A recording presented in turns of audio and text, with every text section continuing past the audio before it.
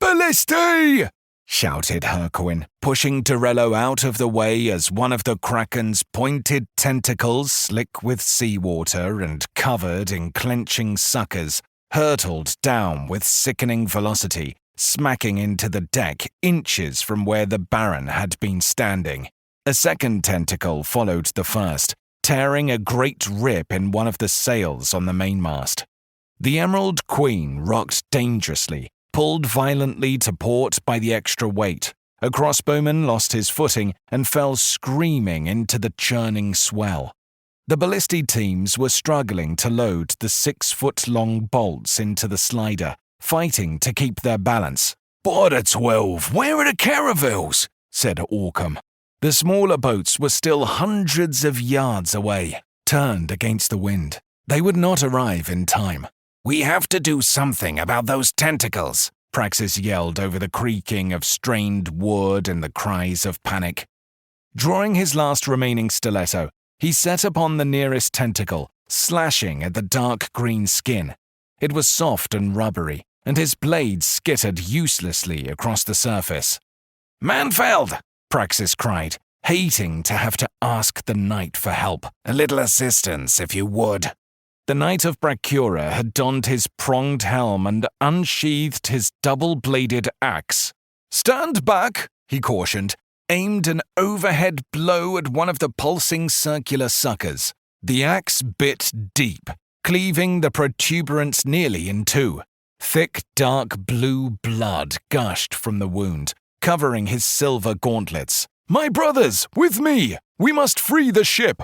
He began hacking at another of the suckers and was soon joined by 3 more knights. Behind him, Hercuin had organized a group of crossbowmen, and they sent a flight of bolts buzzing towards the thing's exposed face. Only one of them penetrated, hitting an enormous pustule on the Kraken's ovoid cranium. The rest pattered harmlessly off its mottled skin. With an angry screech, the Kraken finally released its grip of the ship, bleeding from a dozen wounds. The injured appendage thrashed violently, catching one of the knights and sending him sailing into the mainmast. He hit the mast hard with a crunch of broken bones. The second tentacle came down again, pulverizing one of the ballistae into splinters and crushing the 2 sailors loading it.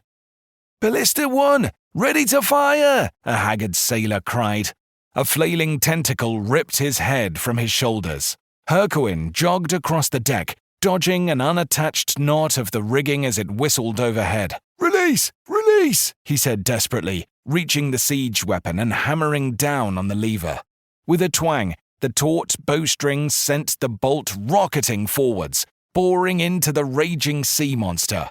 "Reload! Reload!" The tentacles were battering the deck now, rising and falling like a pair of drummers' mallets as the Kraken vented its pain and rage. Sailors ran for shelter beneath the sails and masts as the planking split and cracked.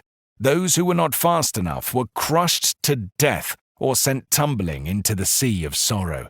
Another ballista fired, but, in their haste, the artillery crew had failed to compensate for the ship's roll, and the shot went wild.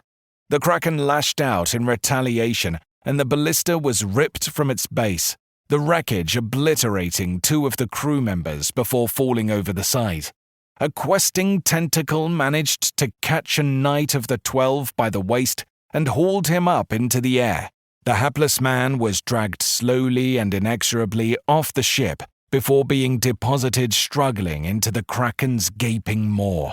The razor-sharp teeth clamped down, easily cutting through the plate armor and the flesh and bone beneath.